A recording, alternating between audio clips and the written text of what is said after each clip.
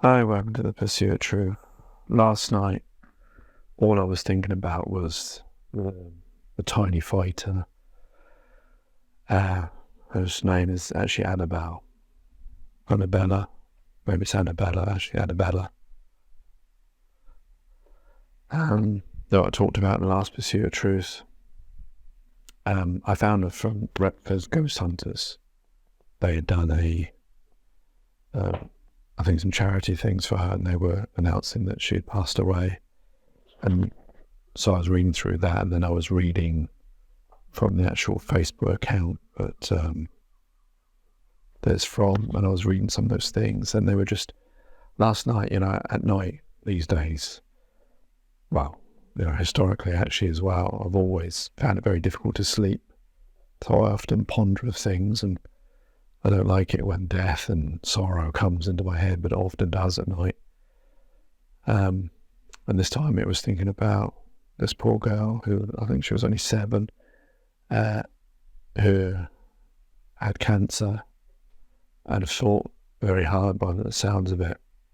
And just reading I think it's the mother's words on Facebook historically, it just so touching and so sad. And obviously, I have children, at the moment twins who are 6, and just obviously I have a daughter who's autistic, and I can see when I see Annabella's pictures, I think about Alina, and I worry if this could be her. And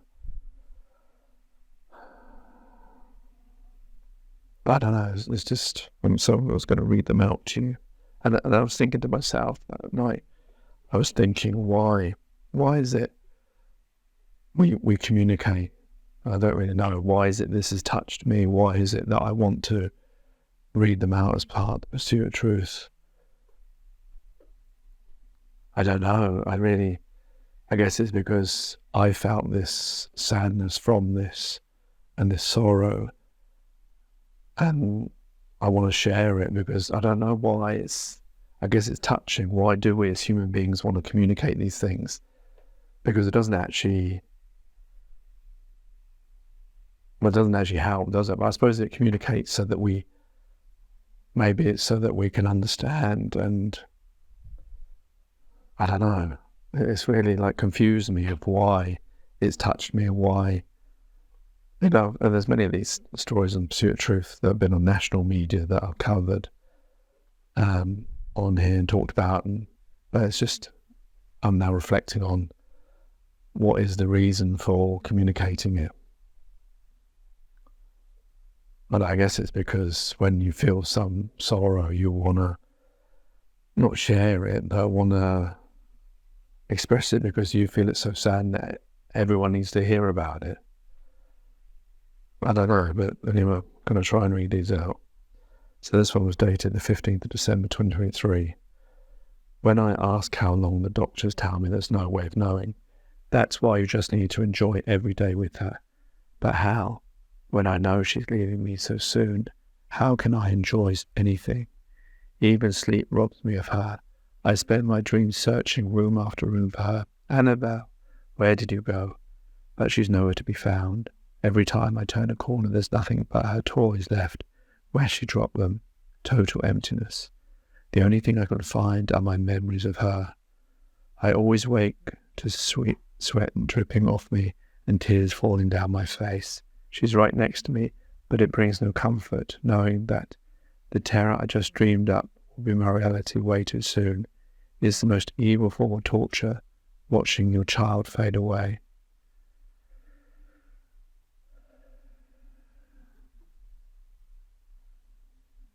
And this one is from the 18th of December 2023. Annabelle, the author of these doesn't mind me reading these out. Annabella woke up during the night yesterday screaming with pain in her joints. Nothing would touch it, so he ended up calling a hospice, who started her on morphine. She seems to be a little better today, but she still spent most of the day sleeping and unable to bear any weight. We aren't sure whether she will overexert herself the last couple of days or if this is her transitioning to that place.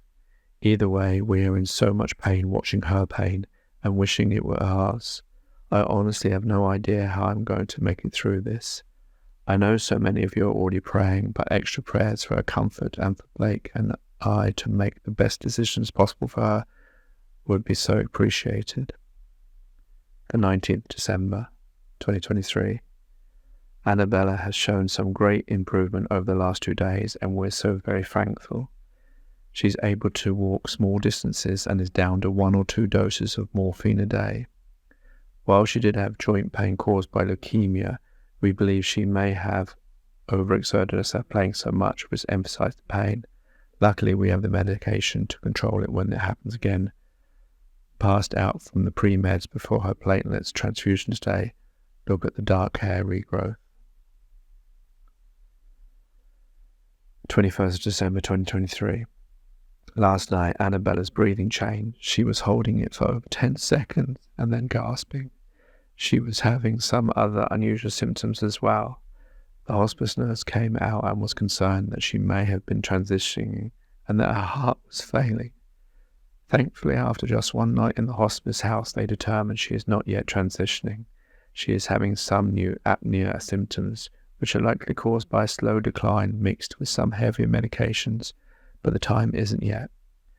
We know things can change each day, but we're hoping we'll get a cozy, quiet Christmas together at the apartment. We are all exhausted, including Levy. He's such a rock star brother. The 26th of December. Over the years, I've witnessed many mums lose their precious children to childhood cancer. It comes with the territory of being a hem/OC mama, and the pain runs deep every single time. There are so many ways I thought I would feel if I ever became one of the unlucky ones like them. The kind I prayed I'd never be. The ones I told myself not to get too close to because it would only bring sadness to me when Annabella was doing so well. That's not us. I'm so glad it's not us. And if it ever were, I imagine myself being in a constant state of depression and sadness, unable to move myself out of bed, with very little will to live. That's not what it's like, not at all this time anyway, not all the time anyway. The pain is very real and it's always there all the time, but we still smile, we still laugh, we still do normal things like chat about weather or what sport games will come on TV tomorrow. One thing we've made ourselves to, despite the agony within our souls, is to try and enjoy every day that she's here. It's not always easy. Some days it just won't come at all. But with all our might we try. For her, for Levy, we decided to choose happiness, even when the pain is so very real. When they told us that her treatments had failed and there was no other option, we asked how much longer we'd have. They couldn't tell us. They still can't. We were so terrified that she'd be gone for Christmas, that all other Christmases would follow would only be a memory of her loss. But here she is, still fighting through each day with a smile on her face and laughter in her voice. Our Christmas was beautiful.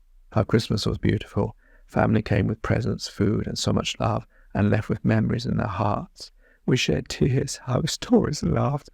We took pictures and reminisced on Christmas past. It wasn't what I always assumed, dark and sorrowful with little to no joy. It was perfect. She was with us, and we all savored every single second. I will be eternally grateful that this Christmas and Christmases to come aren't going to be a forever memory of pain and grief. If anything, we'll look back and smile at the wonderful time we spent together with her. We'll laugh at the 50 different types of toys, all sporting unicorn horns that all are basically different versions themselves.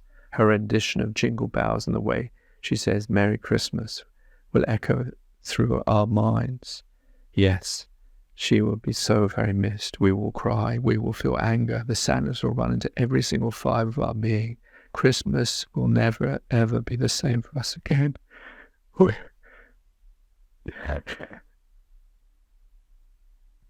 But we won't be able to say that we took our time with her for granted. We won't wish we had just enjoyed her while we could.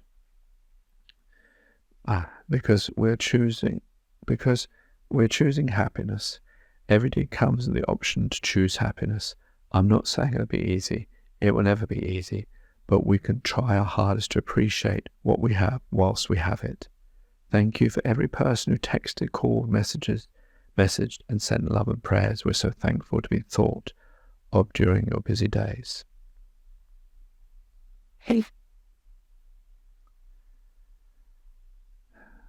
The 1st of January, 2024. Happy New Year from our family to yours. I'm not going to pretend it was an awesome year, and I'm not going to pretend 2024 will be any better, but I do want to stop and say just how appreciative we are for all the love and generosity shown to us in 2023.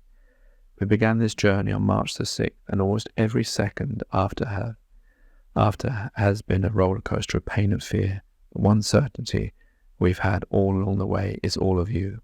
The money raised through the shot, the chicken dinner, Joey's Wings, t-shirt sales, and various other fundraisings, along with GoFundMe and countless donations from churches and friends.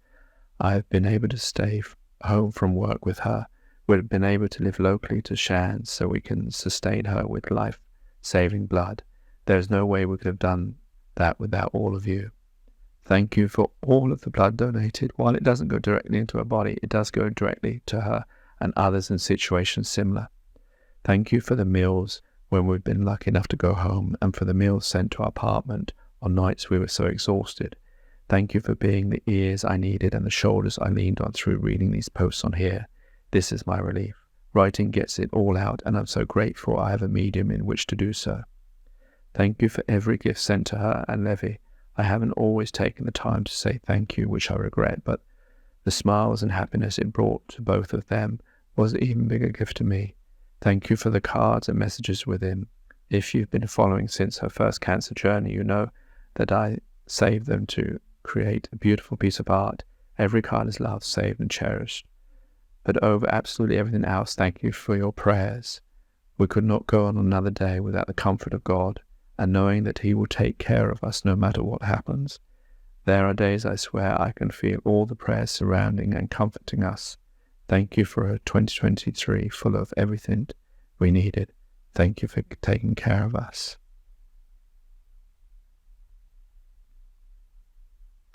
The 5th of January. Annabelle is slowly showing more declined symptoms, but she's still with us, so we're thankful. She can no longer walk or bear weight. She doesn't eat much at all anymore. The pain is constant, so she's on Tylenol around the clock. She needs blood products every day, so coming to the clinic for that is our new norm. We are trying to fit in so much fun as we can when she feels up to it, so we went to Epcot yesterday. Disney spoiled us. Elsa and Anna shut it down so that they could spend time with both of them privately in Norway. Though tears, Blake and I sat back and watched her interact with her two fingers that have been a huge part of her life for as long as we can remember. As we went to leave, Elsa pulled me into a hug and whispered, "Thank you for letting us love. Thank you for letting her love us and letting us love her in return."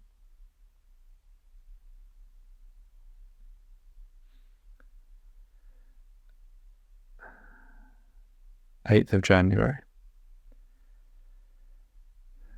I have blocked the person stating there are more options for Annabelle. Thank you for all your support. We made the difficult decision to discontinue blood products today. She is retaining fluid everywhere, and more blood will cause more distress. We believe Annabelle is in her final days of life. Her breathing and heart rate is irregular. She's on oxygen to keep her comfortable. She has spent very little time awake today, 20 minutes maybe.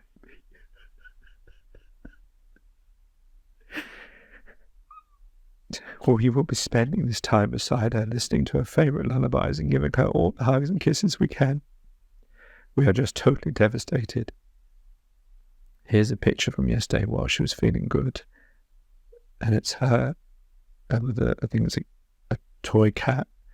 She looks like fine. You can see she has cancer because of the hair has patches, but you wouldn't be able to tell that she had cancer from the picture. Okay. I've lost the page now. Where was?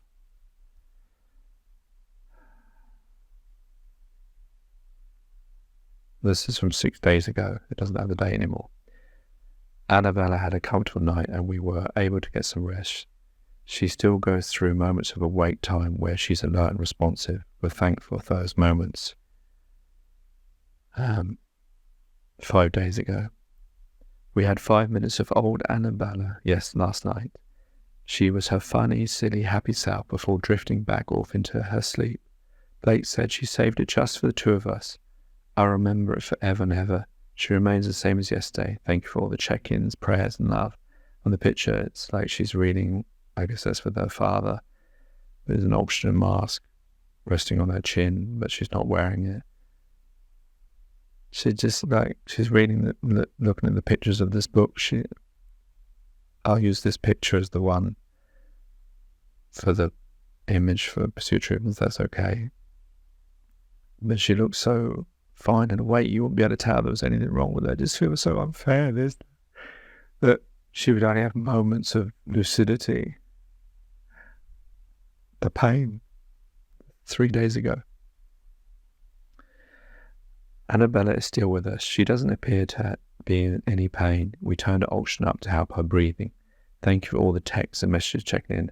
I may not respond to everything, but know that it means a lot to us. This is the picture that haunted me of her with her big stomach and the oxygen mask on and wearing to cover her eyes like a bare patch. I don't know what you would call it. 2 days ago. At 2:30 this afternoon, heaven came down and graciously took our baby from our arms. The pain we feel is something I will never ever be able to explain. Dance and sing with Jesus now, baby girl. You're free from all the pain.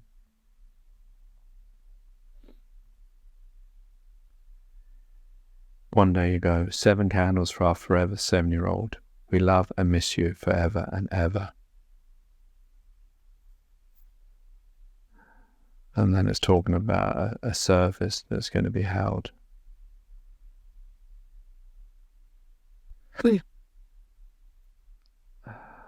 I don't know, it's just so incredibly sad. And I hope the parents of Annabella don't mind me reading her Facebook posts out on this Pursuit of Truth, which is the 700th one. And I don't know, you can hear that it's touched me, but I couldn't get this poor girl out of my mind, and the parents, and I can't even imagine how it must feel. I obviously you can hear that, I can feel it in the sense that obviously every parent is thinking that I hope this doesn't happen to our child, and yet it does happen to someone's child all the time. It seems like it was leukemia, cancer. But it just seems like last night I was just thinking about those moments that haunted me, the last few days that I read before about having moments of lucidity and wearing the oxygen mask and knowing that they were ready for the end and just waiting for it and there was nothing could be done. Just thinking about Annabella, like through her eyes of what maybe she didn't understand because she's only 7 years old, that it was the end, and the moments of sleeping and waking up, how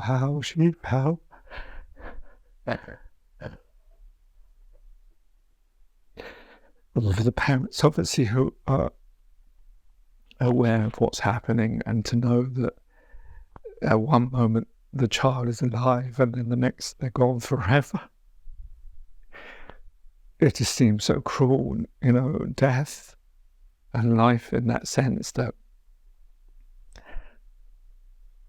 there's nothing you can do about it. It's out of your hands. Yeah. I just think about that as if it was Aiden and Alina. They're 6 at the moment. Obviously, Alina, because of autism, doesn't have so much comprehension and way of explaining things as Aiden does, who's more neurotypical. If it was Aiden, I know he would understand of maybe wouldn't understand the concept of death or life ending. I don't think any of us really do, because like I said in the Pursuit of Truth yesterday, that I think we always have that feeling of always been alive, and because we never known anything other than that, But he would be able to explain or say things or feel. Maybe it's better that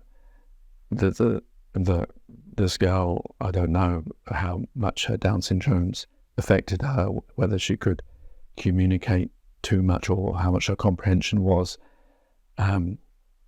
Obviously, she's mentioned the fingers. That makes me feel that she used to talk through her fingers. And Evelina, she's the same in the sense that she will pull you with her hands or point to things.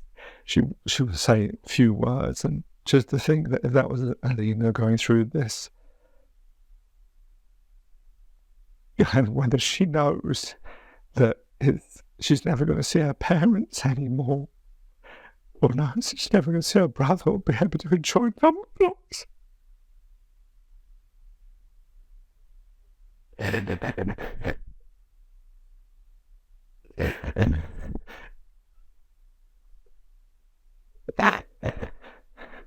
Which is so unfair. And this is why I do these Pursuit of the Truth. Because life, it's not like this is a poem I'm going to write that I was thinking of yesterday when I was driving the car, that life, that saying life isn't fair is not life that's not fair. It's us, it's humans that are not fair. The way we've constructed our world, this man-made constructed system that we live in, is what's not fair. That people have to suffer all the time. Suffer, not even medical diseases, when you think of the suffering of the poor people of this world, because we have differentiation between us because of where you're born, of land divisions, of a human division, where we're all one species, all one, and we should be loving each other like brothers and sisters. And this is what brings it home to me when I read stories like this. Because if we weren't wasting our time making all these extra unnecessary things all about money and competition, and wasting our energies, in this sense, God-given energies, everything was free originally, and greedy, possessive people, in whatever name, have claimed bits of land and products and sold it back to us for a price, and made us waste our time in competition with each other when we could all work together and we could solve all these things. I don't know whether there is a cure for cancer or for HIV or dementia or whatever, but we're slowly finding through time that where they said there were no cures for things, there are now cures for things. But what stopped us from getting there earlier is the way that we have acted with each other. And until we sort that out, it's going to keep happening, and it shouldn't happen. And that's what needs to change. Because until it too, this suffering is going to continue unnecessarily. We can't change the past. It's very difficult to change the present, but we can change the future if we all want to. But the problem is, how do we get 7 billion plus people to suddenly give up the way that they've always known of money and competition and possession, and actually live as true we are all one human being species, all brothers and sisters. Occupy everything that we have, all the energy and resources, for the benefit of humanity.